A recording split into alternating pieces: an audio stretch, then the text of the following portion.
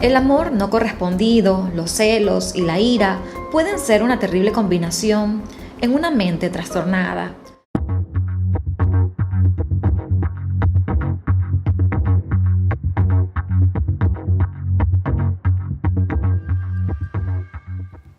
Valentina Olivares nació el 20 de octubre del año 2000 en Caracas, Venezuela. Ella creció en la parroquia Antímano con sus padres, Omar Olivares y Nair Marrero, siendo así la única hija de ambos. Cuando ella tenía 6 años, sus padres se divorciaron, pero pese a esto, Valentina tuvo buena relación con ambos, aunque ella vivía con su madre. Tuvo una infancia muy bonita junto a su familia, que incluían a sus primos maternos y paternos, pues todos eran muy unidos. Desde los 5 años, Valentina practicó gimnasia rítmica, algo que le gustaba muchísimo. Sin embargo, cuando tenía 12 años, comenzó la secundaria y tuvo que dejar de entrenar porque esto le consumía muchas horas y en muchas ocasiones no le daba tiempo de terminar sus tareas del colegio. Aunque algunos años después, ya en su adolescencia comenzó a practicar pole dance. A sus 14 años de edad, mientras ella estudiaba todavía la secundaria, Valentina conoció a Jeiber José Berrios Galíndez, un joven un año mayor que ella. Los padres de Valentina no estaban de acuerdo con la relación, no sentían que el chico fuese bueno para su hija, y por esta razón Valentina comenzó a tener problemas con su madre. La relación entre Jeiber y Valentina era un vaivén, principalmente porque era un noviazgo de cierta manera infantil, ya que eran muy jóvenes. Por ende, tenían muchas peleas donde terminaban y volvían frecuentemente. Ya para julio del año 2017, Valentina se graduó de la secundaria y pocos meses después decidió terminar su relación de 2 años y medio con Jeiber. Su decisión se debía a los constantes problemas que ellos tenían.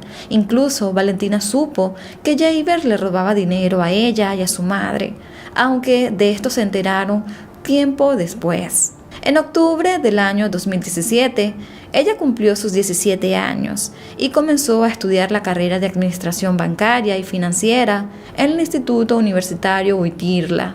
Esta fue una de las razones por las que ella decidió terminar la relación, ya que iba a comenzar una nueva etapa en su vida y quería enfocarse más que nada en sus estudios. Ella quería un cambio nuevo en su vida, quería algo diferente y alejarse de las constantes peleas que tenía con su pareja. Ella estaba dispuesta a hacer nuevas amistades y a enfocarse más en sus estudios. Una vez que comenzó la universidad, en esa misma etapa Valentina también conoció a un joven con el que tuvo muy buena química. Este jovencito vivía cerca de su casa y una vez que empezó a salir con él, a Jeiber no le agradó nada de esto. El joven seguía insistiendo en volver a tener una relación con ella y cuando se enteró de que ella estaba saliendo con otro chico, los celos lo invadieron. A pesar de que la relación entre ellos ya había terminado, en ocasiones Jeiber iba a casa de Valentina a visitarla. Incluso meses después de haber terminado la relación, él quería seguir yendo a casa. Para darles un poquito más de contexto del por qué él iba a la casa de ella, resulta que ellos también eran vecinos, vivían bastante cerca y él también constantemente visitaba a la madre de Valentina, pues por así decirlo, eran vecinos de toda la vida, la madre de Valentina lo conocía a él, constantemente lo ayudaban, estaban pendientes de él, así que decir que romper la relación de noviazgo no los iba a separar del todo, porque constantemente él formaba también parte de cierta manera de la vida de Valentina, no de una manera sentimental, sino más como vecinos, porque se habían criado juntos desde prácticamente toda la vida, se conocían bastante, por así decirlo, o eso era lo que ella creía. Sin embargo, Valentina también le pidió en múltiples ocasiones que él dejara de aparecerse en su casa, ya que ella estaba comenzando a salir con otra persona y la situación se estaba tornando bastante incómoda. Según el relato de Valentina, Jeiber le dijo que conocía al chico con el que ella estaba saliendo y que de hecho era su primo, pero posteriormente ella pudo descubrir que lo que él estaba diciendo era mentira. Ellos sí se conocían, pero no era primo de Jeiber. Luego de esta situación pasaron 2 semanas y a principios de enero del año 2018, Valentina decidió formalizar su noviazgo con este nuevo chico que había conocido. Y al parecer este fue el detonante para lo que vendría más adelante. Cabe mencionar, y algo que me parece muy importante, es que previo a los hechos, Valentina ya había recibido amenazas por parte de una cuenta anónima en una red social. Ella intentó hacer la denuncia en la policía local por esto, pero esta denuncia no fue tomada en cuenta y nunca se investigó ni se dejó ningún tipo de registro. Ya para el 18 de enero del año 2018, Valentina se encontraba en su casa preparando su comida cuando de repente alguien tocó su puerta. Se trataba de su exnovio Javier, quien estaba en compañía de un amigo que ambos tenían en común. Este amigo se llamaba Wilker José Bárcenas. Cabe destacar que para el momento de los hechos, Valentina y Wilker tenían 17 años, mientras que Javier, su exnovio, recién había cumplido 18 años, por lo que en esta situación él era el único mayor de edad. Cuando Valentina vio a estos dos jóvenes en la puerta de su casa, dudó si abrirles la puerta. Ellos le estaban pidiendo prestado una licuadora para hacer un jugo de maracuyá, o parchita como es conocido en Venezuela. Ella no estaba segura de dejar pasar a Javier de nuevo a su casa por la misma situación que ya les había comentado. Ella en ese punto también tenía sospechas de que Javier era el autor de los mensajes amenazantes que ella había estado recibiendo tiempo atrás. Sin embargo, como estaba en compañía de Wilker, que era un amigo en conjunto, ella decidió dejarlos pasar, con la única condición de que hicieran este jugo y luego se fueran rápido. En ese momento, Nair, la madre de Valentina, no se encontraba en casa, ya que estaba trabajando.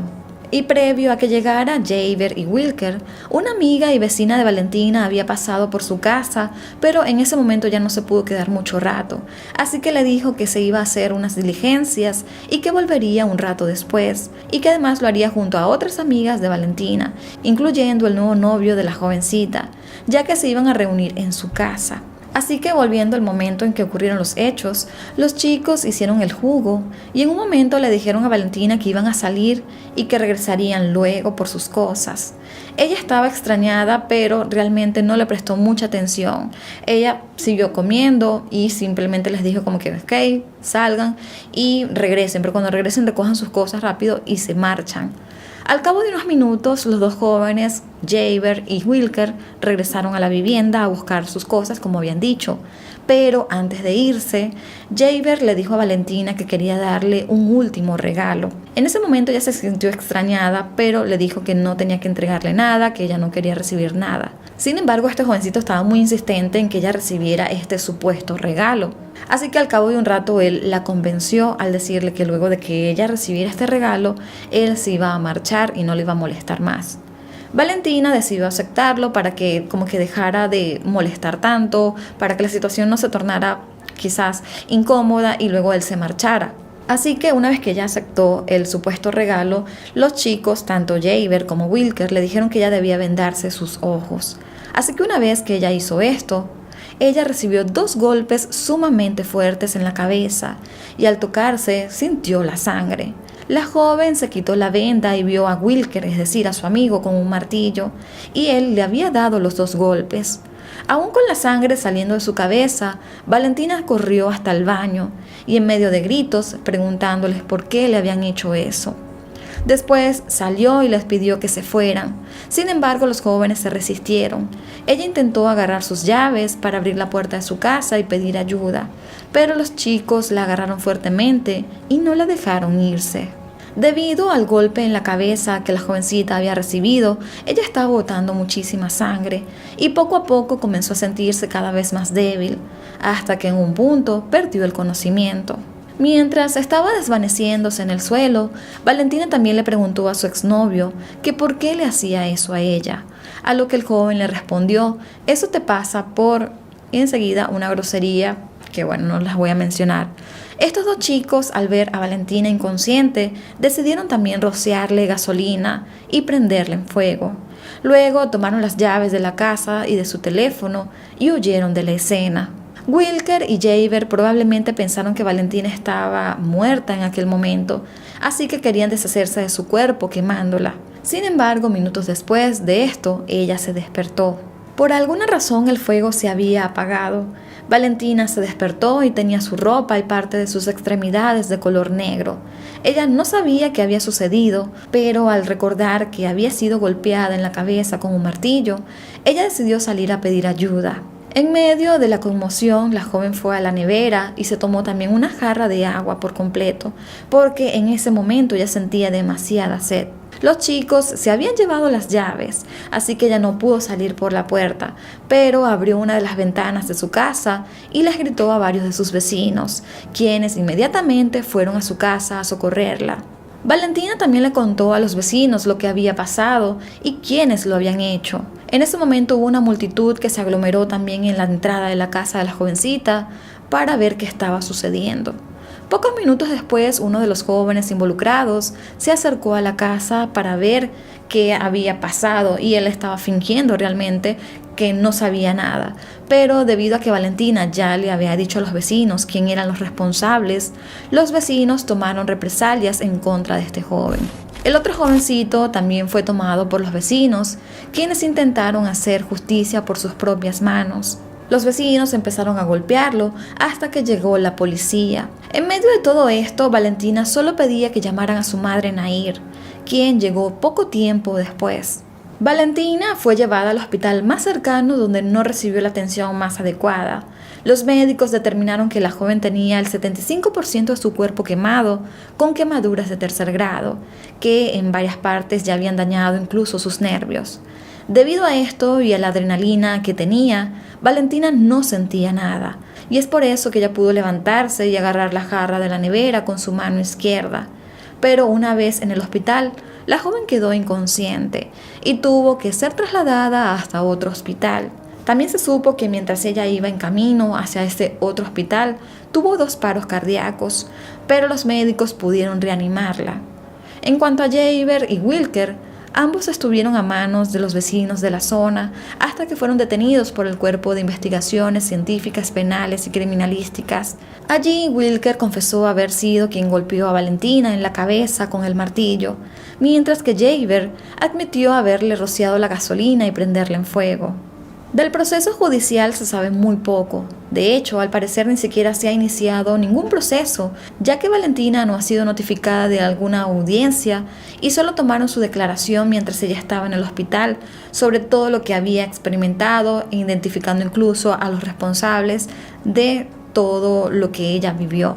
También se conoció que Wilker, por ser menor de edad al momento de cometer el crimen, estuvo detenido por 3 años y a mediados del 2021 este fue liberado, mientras que Jaber sigue aún bajo custodia policial, pero sin ningún tipo de sentencia y de hecho no se sabe públicamente cuándo va a ser el juicio o qué va a suceder con este joven.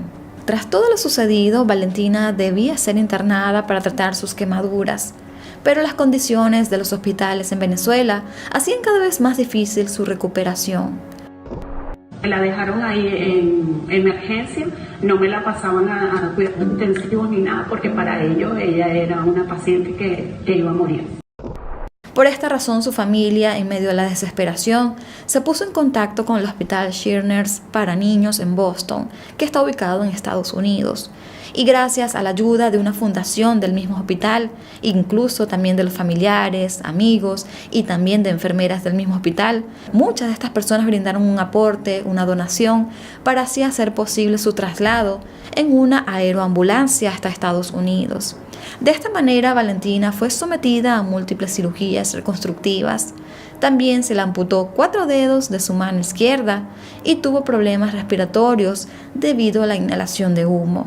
Una vez estando en Boston, en el Hospital Shriners, la joven recibió también tratamiento físico y psicológico. Tuvo que aprender incluso de nuevo a hacer muchas cosas básicas como hablar, caminar, y en 8 meses tuvo un progreso excepcional gracias a su motivación por mejorar cada día. Actualmente Valentina vive en Estados Unidos, aún sigue recibiendo tratamiento y quiere convertirse también en modelo. Ella se describe a sí misma como una persona valiente, segura y capaz. Luego de vivir esa terrible experiencia de morir incluso 2 veces, ella decidió salir adelante y no quedarse encerrada en la tristeza. Este caso particularmente para mí es cercano y no porque ella sea mi amiga o mi familiar, sino porque pude estar en contacto con ella y en sus propias palabras ella me pudo compartir todo lo que vivió y cómo se siente actualmente, cómo ha superado toda esa etapa y cómo ha estado luchando para salir adelante. Así que estoy súper agradecida con Valentina por ser tan valiente de compartir su historia con nosotros.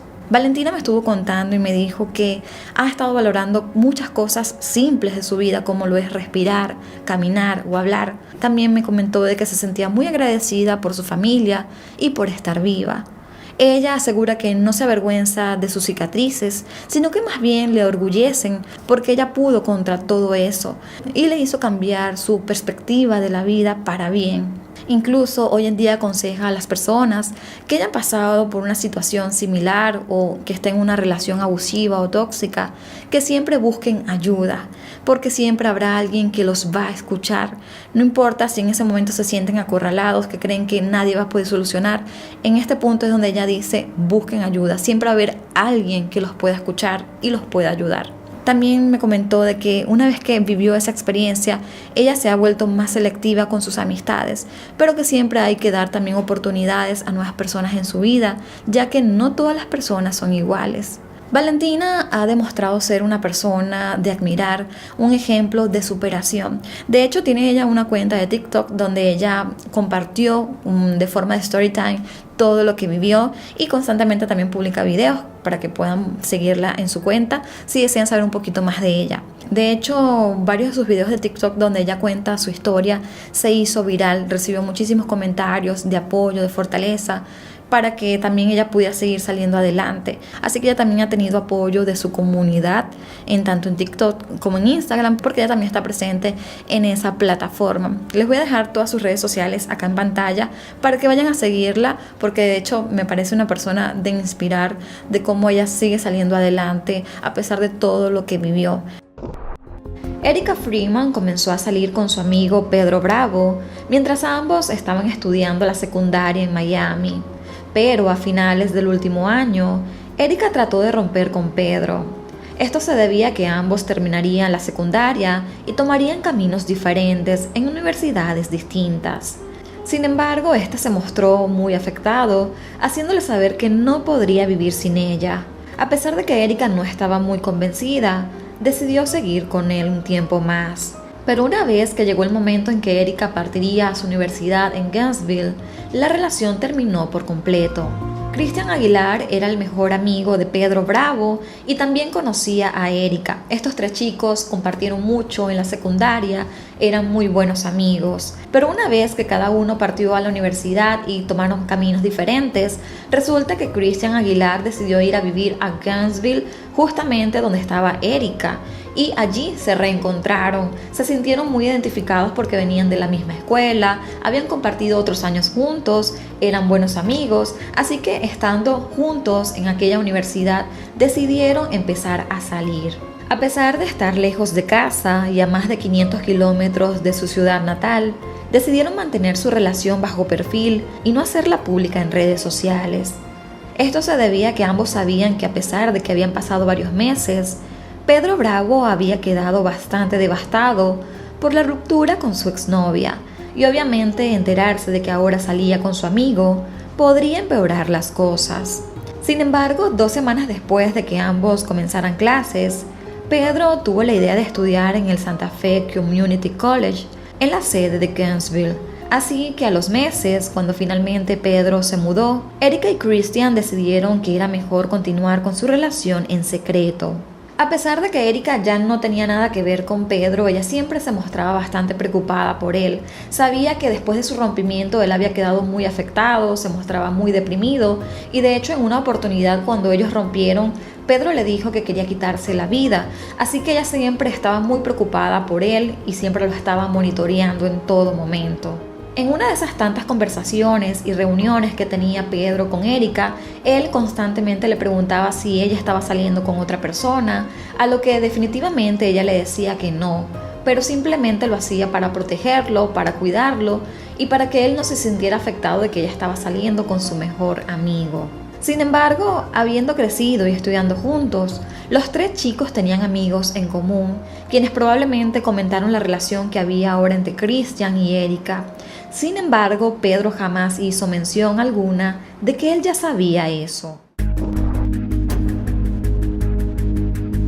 Fue así como el 20 de septiembre de 2012, Pedro contactó a Christian para que lo acompañara a la tienda Best Buy a comprar un CD de Kanye West. Christian se sintió extrañado e incluso le comentó a Erika que no deseaba ir, pero al final decidió acceder para no levantar sospechas y no rechazar una invitación de su antiguo amigo.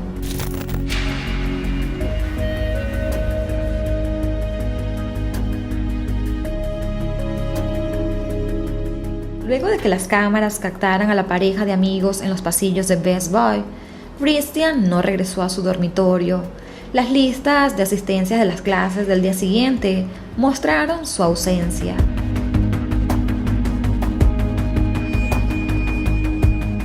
Cuando Erika se dio cuenta de que Christian no aparecía, decidió contactar a Pedro para ver si tenía algún tipo de información, pero su teléfono estaba desconectado, así que no pudo localizarlo. Más tarde, Erika decidió llamar a la familia de Christian, pero ninguno de ellos tenía información. Unos 3 días más tarde, es cuando Erika logra contactarse finalmente con Pedro y este le indica que no sabe nada de Christian y que de hecho lo había dejado en su casa el día en que ellos habían acordado verse y salir. Pero empezaron a discutir cuando él se enteró de que Erika estaba saliendo con Christian, así que rompieron prácticamente su amistad y lo dejó en su casa. A partir de ese entonces, el padre de Christian contactó a la policía y fue acompañado de Erika.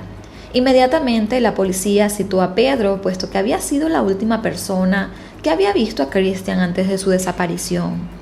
En sus declaraciones a la policía, Pedro les dijo que aquella noche no tenía ningún plan. Solamente estuvieron conduciendo mientras hablaban de las ganas que tenía Pedro de quitarse la vida, puesto que se sentía muy abrumado por todo: mudarse de casa, ir a la universidad, pagar el costo de sus propias clases, pagar su comida y que su auto se había dañado.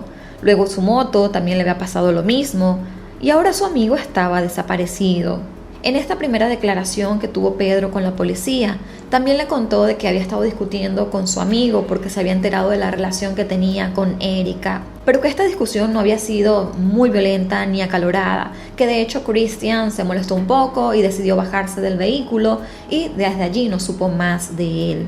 Sin embargo, cuando la policía siguió interrogándolo con preguntas más directas, como si sabía qué le había sucedido a Christian o dónde había estado, fue en ese momento en que Pedro cambió la historia, diciendo que en medio de la discusión él le había hecho un comentario sexual acerca de Erika, lo que hizo molestar a Christian, y este respondió: ¿sabes qué? Tal vez sí deberías matarte. Acto seguido, Pedro cuenta que lo golpeó en la cara y que lo bajó en la mitad del camino. En mitad de esa declaración se puede ver la primera contradicción de lo que él estaba diciendo. Evidentemente, tras aquel interrogatorio, la policía tuvo grandes sospechas de Pedro Bravo, por lo que la misma noche buscaron conseguir una orden judicial para allanar su residencia y examinar su automóvil. Al entrar a aquella habitación, las autoridades pudieron conseguir algunas pertenencias de Christian. Entre ellas pudieron encontrar la mochila que estaba dentro del closet, pero también cuando analizaron el vehículo pudieron encontrar restos de sangre, como también vómito. Estas dos cosas coincidieron perfectamente con el ADN de Christian. Aparte de ello, también se encontró un plástico con píldoras para dormir. También habían restos de piel en el cinturón de seguridad del asiento del acompañante y también rastros de tierra caliza dentro del vehículo, lo que automáticamente hizo pensar a los investigadores que Christian había sido enterrado. Las autoridades también analizaron el celular de Pedro. Allí pudieron llegar a la conclusión de que este sujeto había encendido la linterna unas 9 veces por alrededor de 48 minutos. Aparte de eso, también se pudo demostrar que el teléfono había estado en modo avión. Con toda esa evidencia, interrogaron nuevamente a Pedro, quien esta vez volvió a cambiar la historia. Dijo que la pelea había sido bastante fuerte y violenta y que por último lo había pateado fuera del auto y que este luego se fue. La policía fue entonces al lugar donde Pedro dijo que había dejado a Christian, pero en el lugar y en los sitios aledaños no había ningún rastro. Incluso con perros de búsqueda no se pudo detectar ningún indicio de que indicara que ambos habían estado en ese lugar aquella noche. Fue así como finalmente el 24 de septiembre Pedro Bravo terminó siendo arrestado, pero bajo los cargos de haber privado de atención médica a su víctima, porque se había encontrado vómito y sangre en su vehículo. Más tarde, la policía citó a la población general a unirse como voluntarios a la búsqueda de Christian Aguilar, y también instó a los dueños de tierras, tanto como privadas y comerciales, que tuvieran tierra caliza en sus propiedades, que buscaran signos de que dicha tierra hubiese sido removida o de algo enterrado en el lugar. Las comunidades de Gainesville y gran parte de los habitantes de Miami se unieron para encontrarlo. Su búsqueda duró unos 22 días en gran parte de la ciudad universitaria. También en la rueda de prensa la policía extendió las condolencias a la familia Aguilar. Esto básicamente demostraba o quería indicar que probablemente no iban a encontrar a Christian con vida. La policía continuó con su investigación y encontraron así el diario de Pedro, donde pudieron constatar que su obsesión con Erika era mucho más profunda de lo que nadie hubiera pensado, que sabía de la relación de Christian y Erika desde hace bastante tiempo y que estaba determinado a acabar con ese problema. También fueron halladas unas facturas del 19 de septiembre de 2012 en las que Pedro Bravo había ido a Walmart y había comprado cinta de embalaje, bolsas plásticas y una pala, las cuales fueron compradas un día antes de la reunión entre los dos chicos. También se encontró en su historial de búsqueda del celular asesinatos sin resolver, tipos de suelo, píldoras para dormir, cómo preparar cloroformo y también coartadas. Pedro Bravo terminó siendo acusado formalmente por la policía local, aun cuando no habían encontrado el cuerpo de Christian, pero para el 12 de octubre de 2012 es cuando el cuerpo de Christian Aguilar fue localizado a 1.200 kilómetros al oeste de Gainesville. Al examinar el cuerpo, los forenses pudieron determinar que había sido drogado con pastillas para dormir y luego había sido ahorcado con el cinturón de seguridad. El juicio a Pedro Bravo comenzó en agosto de 2014. Para ese momento, Pedro tenía 20 años de edad. Mientras estuvo en la cárcel esperando su juicio, Pedro estuvo encerrado con Michael Angelo, un muchacho de unos 23 años de edad, miembro de una pandilla quien también esperaba juicio. Tal parece que aunque Pedro mantenía su declaración de inocencia ante la policía, éste le contó al otro reo, con lujos y detalles, cómo le había quitado la vida a su amigo. Lo que le contó básicamente es que Pedro había tomado una Coca-Cola y allí había colocado varias pastillas para dormir. Se la ofreció a Christian y Christian se lo tomó. El chico al principio estaba un poco inconsciente, adormilado, pero de pronto empezó a vomitar y a ahogarse con su propio vómito. A raíz de eso es que Pedro toma el cinturón de seguridad y empieza a ahorcarlo. Esto, a pesar de que suena muy descabellado, creo que una de las cosas que me eriza la piel es que Pedro Bravo empezó a tomar el tiempo de cuánto le iba a tomar acabar con la vida de su amigo y finalmente este dice que duró unos 13 minutos para poder darle muerte a Christian. De esta manera fue como Michael Angelo, el otro reo, terminó siendo un testigo principal en el juicio de Pedro Bravo. I think originally he said that he was going to try to poison him with a mixture of sleeping pills and pesticide. And mixed with soda or something, like I guess soda. And his backup plan was to have a knife, to cut his throat in case it didn't work.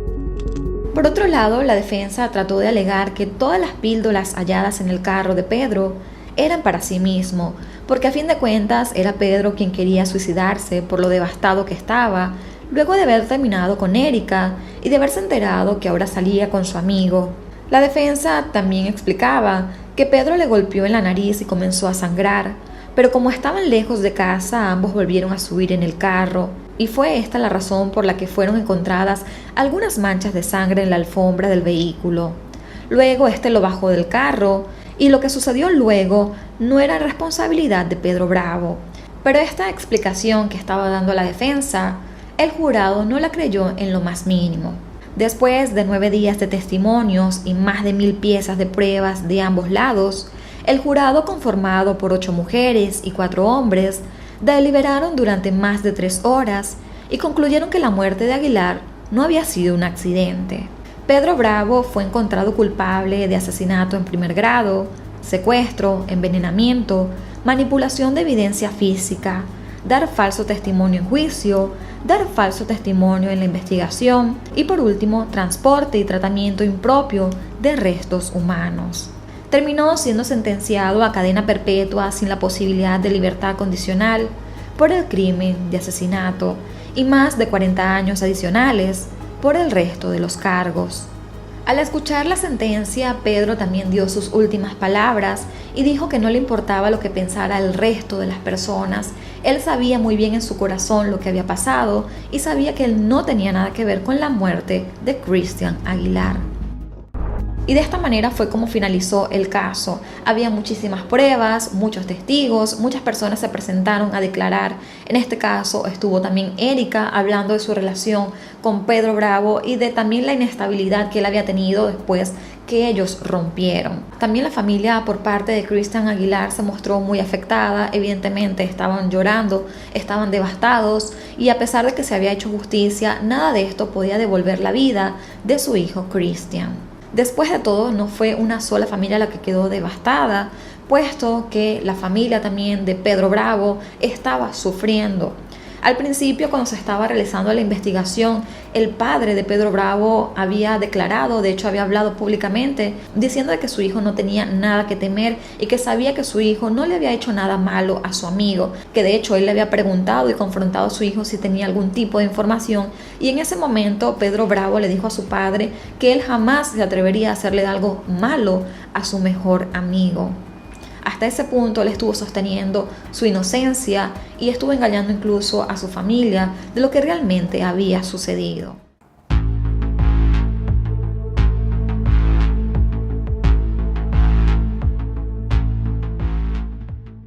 El 12 de noviembre del año 2023, un hombre llamado Gino Cecchettin acudió a las autoridades italianas para denunciar la desaparición de su hija Giulia, de 22 años, con quien no había podido comunicarse desde la noche anterior.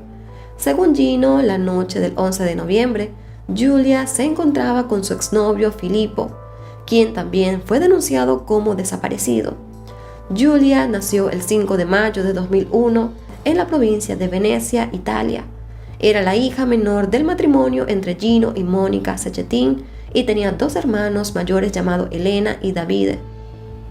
Al momento de su desaparición, Giulia estaba a punto de graduarse como ingeniera biomédica en la Universidad de Padua. Giulia y Filippo se conocieron en dicha universidad unos años antes y comenzaron una relación que duró poco más de un año. Pero cuando ocurrieron los hechos, Giulia había decidido terminar su relación. Según la familia de la joven, Giulia tomó esta decisión de terminar con Filippo porque el joven había comenzado a comportarse de manera posesiva. Anteriormente, en más de una ocasión, Giulia había intentado terminarle, pero el joven la chantajeaba diciéndole que si ella lo dejaba, él se iba a deprimir e intentaría quitarse la vida, ya que no veía un futuro sin ella. A pesar de la manipulación de Filippo para el año 2023, Giulia tomó la decisión de ponerle fin a su relación, pero debido a que le preocupaba que Filippo realmente atentara contra su vida, ella seguía viéndolo. En el último año, Giulia había madurado mucho. Según su familia, esto se debió a la trágica muerte de su madre, que ocurrió el 22 de octubre del 2022, a causa de un cáncer. Evidentemente, esto afectó muchísimo a toda la familia, pero Giulia reunió la fortaleza para mantenerse unidos y poder seguir adelante. El mismo día que se reportó la desaparición de Giulia, se inició también una búsqueda masiva por parte de la policía y voluntarios que intentaban localizarla. Por alguna razón, el caso de Giulia generó mucha empatía en la población, lo que hizo que tuviera muchísima repercusión mediática y la historia de Giulia comenzó a reseñarse en varios medios de comunicación y redes sociales. La primera hipótesis que se manejó era que quizás estos 2 jóvenes habían huido juntos de manera voluntaria y luego se habló de que habían sido desaparecidos forzosamente por alguien. Sin embargo, luego de obtener los videos de las cámaras de vigilancia muy cerca de una zona industrial, la hipótesis cambió por completo. La localidad donde ella vivía y Padua, la ciudad donde ella estudiaba, quedaban a unos 30 minutos de distancia aproximadamente. En los videos de las cámaras de seguridad se pudo ver a Giulia y a Filippo en un restaurante de comida rápida. Unos minutos después se vio cómo el joven golpeaba con puños a Giulia mientras ella intentaba huir de él. Desafortunadamente, debido a los golpes que recibió, Giulia cayó al suelo y Filippo aprovechó para arrastrarla y subirla al auto a la fuerza. Este video no ha salido a la luz pública porque es un caso bastante reciente, como podrán ver las fechas, pero el video es parte de la evidencia, pero lo que se ha conocido son las descripciones que han dado la policía y los medios de comunicación. Luego de este descubrimiento, para la policía quedó bastante claro que la única desaparición involuntaria era la de Giulia, así que Filippo pasó de ser una persona desaparecida a un prófugo de la justicia y las autoridades emitieron una orden de arresto en su contra a nivel internacional, así como la difusión de su foto y la descripción de su auto. En una entrevista con un canal de noticias italiano, los padres de Filippo pidieron al joven que se entregara a las autoridades para así esclarecer el caso, pero esto no funcionó. La familia de Giulia tenía las esperanzas de que Filippo escuchara a sus padres y trajera a Giulia sana y salva de regreso a casa.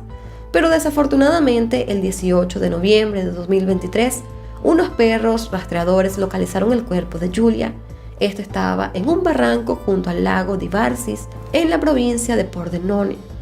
La autopsia realizada al cuerpo de Giulia determinó que la joven había sido apuñalada al menos 20 veces en diferentes partes de su cuerpo, aunque la mayoría estaban en su cabeza y cuello. Además, tenía muchas heridas defensivas, lo que indicaba que ella había intentado luchar por su vida. Un dato bastante desgarrador es que el médico forense afirmó que Giulia no murió inmediatamente, sino que estuvo agonizando durante casi media hora antes de morir. Casi al mismo tiempo en el que las autoridades hallaban el cuerpo de Giulia, la policía alemana localizó el auto de Filippo, que era un Fiat Punto de color negro. Este estaba abandonado en el carril de emergencias de la autopista Berlín-Múnich. Pocas horas después, el joven de 21 años fue localizado y capturado por las autoridades alemanas. Según el reporte policial, Filippo tenía un cuchillo de una cocina de 12 centímetros dentro de una mochila. Posteriormente se confirmó que esta había sido el arma homicida. Asimismo, se reportó que en los asientos del auto también había sangre de Giulia, así como sus zapatos y su ropa. Un par de días después, Filippo fue extraditado a Italia, pero antes de esto confesó el crimen y declaró ante la policía alemana que se había puesto el cuchillo en la garganta varias veces, para así intentar quitarse la vida, pero que no pudo hacerlo. Filippo aseguró que también buscó un barranco, viaducto o algún lugar en el que pudiera quitarse la vida, pero nuevamente no se atrevió a hacerlo. Además, detalló que no tenía un lugar específico a donde ir luego de cometer el crimen y que solo estaba vagando por las rutas y huyendo de la escena del crimen. Filippo señaló que luego de cometer el asesinato de Giulia y atravesar varios kilómetros entre las llanuras de Venecia, tomó una ruta hacia la montaña para deshacerse del cuerpo de su exnovia. Según sus propias declaraciones, había estado vagando durante 6 días en su auto, con tan solo 300 euros en el bolsillo. Por ende, su viaje culminó cuando se le acabó el dinero y la gasolina. Luego del hallazgo del cadáver y del arresto de Filippo, se comenzaron a conocer más detalles sobre su relación, además de lo que ya había dicho la familia de Giulia sobre la actitud posesiva de Filippo. Según las personas cercanas a la víctima, después de que ella le puso fin a su relación, su vida se convirtió en un martirio, ya que Filippo no se tomó nada bien que ella lo terminara. A partir de ese momento, Filippo comenzó a acosarla y a enviarle mensajes amenazantes y manipuladores. Constantemente la chantajeaba y la violentaba. Uno de los problemas que tenía Filippo contra Giulia era que ella estaba a pocas semanas de graduarse de la universidad, mientras que a él le faltaba al menos un año para poder hacerlo. En varias ocasiones la presionó para que ella dejara de asistir a sus exámenes, para que no se graduara ese año y no asistiera a su ceremonia de graduación, porque en su cabeza no podía concebir que Giulia pudiera graduarse antes que él. La familia de Giulia también aseguró que Filippo se sentía menos porque ella se estaba graduando primero y no soportaba que fuera más inteligente y aplicada en sus estudios que él. Según también encontré en otros medios, Giulia era casi un año mayor que Filippo, pero ambos habían comenzado a estudiar en la universidad en el mismo año, por lo que Filippo debía graduarse en la misma promoción que Giulia, pero por alguna razón esto no pasó y él se atrasó. Para las autoridades, esta habría sido parte de la motivación del crimen, aunque Filippo también admitió que no podía soportar que Giulia no fuese suya. Esta confesión generó debates y una gran molestia por la ola de violencia contra la mujer que ha estado ocurriendo en Italia durante los últimos años. La conmoción por el feminicidio de Giulia causó grandes manifestaciones alrededor del país, donde cientos de miles de mujeres llegaron a congregarse para exigir una mayor seguridad, tanto para ellas como también la creación de nuevas leyes que ayuden a protegerlas. Ya para el 5 de diciembre de 2023 se llevó a cabo el funeral de Giulia, en el que asistieron al menos 8.000 personas. La mayoría se reunió afuera de la Basílica de Santa Justina de Padua, donde se colocaron pantallas gigantes para que la gente pudiera ver el funeral que se estaba llevando a cabo dentro de la basílica. Algunos medios han comparado el funeral de Giulia como el del jefe de Estado, ya que este fue transmitido en directo por varios canales de televisión y además tuvo una participación masiva de la gente. Además de esto, asistieron figuras como gobernadores, alcaldes, ministros y diputados del país. Se vieron coronas de flores enviadas por diversos políticos, incluyendo el presidente de Italia. Incluso, en varias ciudades de la región se proclamó un día de luto por Giulia. Por otra parte, Gino Cecchettin, el padre de la joven, aprovechó la oportunidad para dar unas palabras y dirigirse a los políticos que habían asistido a este funeral. Y dijo lo siguiente: a las instituciones políticas les pido poner de lado las diferencias ideológicas para enfrentar unitariamente el flagelo de la violencia de género. Necesitamos leyes y programas educativos que apunten a prevenir la violencia, a proteger a las víctimas y garantizar que los culpables sean llamados a responder por sus acciones. Gino también agradeció a la multitud de gente que estaba viendo el funeral por todo el apoyo que le habían brindado a él y a su familia. Que la memoria de Giulia nos inspire a trabajar juntos para crear un mundo en el que nadie nunca tenga que temer por su vida. Al final de su discurso, Gino se dirigió a su hija para darle una emotiva despedida. Querida Giulia, ha llegado el momento de dejarte ir. Salúdanos a mamá. Pienso en ti, abrazada a ella, y tengo la esperanza de que juntas su amor sea tan fuerte como para ayudarnos a Elena, David y a mí, no solo a sobrevivir a esta tempestad de dolor, sino también a aprender a danzar bajo la lluvia. Siguiendo con la investigación de este lamentable caso, con toda la evidencia encontrada y con la confesión de Filippo, las autoridades pudieron crear una cronología de lo que había sucedido. El sábado 11 de noviembre de 2023, Giulia y Filippo fueron a cenar a un McDonald's ubicado dentro de un centro comercial. Alrededor de las 11 de la noche, Filippo se dispuso a llevar a Giulia de regreso a su casa, pero por alguna razón se detuvo en un estacionamiento ubicado a unos 150 metros de la casa de Giulia. En ese momento comenzaron a discutir y, como ya era usual, Filippo empezó a actuar de manera violenta hacia ella. En medio de todo esto, un vecino de la localidad vio por su ventana cómo el joven insultaba, maltrataba y golpeaba a Giulia, mientras ella gritaba que le estaba haciendo daño y pedía ayuda.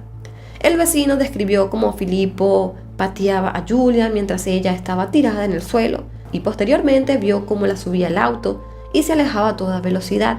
Este vecino llamó al número de emergencias para intentar ayudar a la joven, pero las autoridades no prestaron demasiada atención a su denuncia y no llegaron a tiempo para detenerlos. Poco después, la pareja fue captada a varios kilómetros del lugar en la zona industrial de Fosso, donde las cámaras de seguridad de las fábricas de Christian Dior captaron a las 11:40 de la noche cómo Giulia intentaba correr mientras era perseguida por Filippo, quien tristemente la alcanzó, la tiró al suelo y la golpeó. Giulia quedó prácticamente inmóvil en el suelo y Filippo procedió a arrastrarla hasta el auto y nuevamente huyó de la escena a toda velocidad, aunque no queda claro o al menos públicamente, el lugar exacto en el que Filippo asesinó de más de 20 cuchilladas a Giulia. Lo cierto es que su cuerpo posteriormente fue encontrado oculto en un barranco rocoso junto al lago de Varsis. En su huida se supo que Filippo atravesó varias ciudades de Italia y se cree que estuvo en países como Austria y República Checa antes de llegar a Alemania, donde finalmente fue arrestado. En una aparición en vivo de un programa de televisión nacional, Elena Cecchettin, la hermana de Giulia, dio un discurso que, lejos de victimizarse por la pérdida de Giulia, dio visibilidad a una muerte que, como muchas otras, podría haberse evitado. En su intervención, Elena visibilizó la lucha feminista italiana y señaló que muchas han señalado a Filippo Turetta como un monstruo o como un enfermo, pero él no es un monstruo porque un monstruo es una excepción a la sociedad, más bien es un hijo sano de una sociedad patriarcal que está llena de cultura de violencia. Además, declaró que se necesita implementar educación sexual y emocional para prevenir estas cosas. Dijo: debemos financiar centros contra la violencia para que la gente pueda buscar ayuda cuando la necesite. Asimismo, Elena hizo un llamado a los hombres a estar alerta con el amigo que piropea a las mujeres en la calle o al que le revisa el teléfono a su novia, ya que considera que hay que estar alertas con estas conductas que, si bien pueden parecer trivialidades, son la antesala a un feminicidio. Con esto, Elena ha buscado alejar a Filippo de la excepcionalidad que los medios han utilizado para describirlo, ya que según las estadísticas, en Italia una mujer muere cada 72 horas. Para lo que fue el año 2023 se han registrado 106 feminicidios, de los cuales 87 se produjeron en el contexto familiar y afectivo. Para muchas personas, el caso de Giulia ha provocado un punto de inflexión en la sociedad, y en noviembre se registró una participación de más de 500.000 personas en la protesta nacional convocada en Roma por el movimiento Ni Una Menos en Italia. Previamente, Elena pidió que no se hiciera un minuto de silencio por Giulia, sino un minuto de ruido, porque el silencio sobre los feminicidios ha sido demasiado. Sin embargo, el ministro de Educación, de nombre Giuseppe, pidió un minuto de silencio en todas las escuelas y universidades italianas para el 22 de noviembre. Pero en muchas universidades y escuelas italianas, los estudiantes siguieron la sugerencia de Elena e hicieron un minuto de ruido. La palabra de Elena ha generado gran controversia en Italia y, según algunos medios, ella se ha convertido en un símbolo de lucha contra la violencia de género. Y en diciembre de 2023, la revista política, económica y cultural italiana, El Espresso, la eligió como la persona del año. No obstante, muchas personas han intentado desprestigiar su lucha, opinando que ella era una oportunista que estaba usando el asesinato de su hermana para así ganar fama y que estaba ligada al satanismo por el estilo de ropa que utiliza. A pesar de todas estas duras críticas, Elena ha demostrado tener una gran madurez y resiliencia y ha optado por no responder a todos los ataques. Además, sigue enfocada en su misión de encontrar justicia para Giulia y sensibilizar a la población sobre estos temas por la lucha contra la violencia de género y los feminicidios.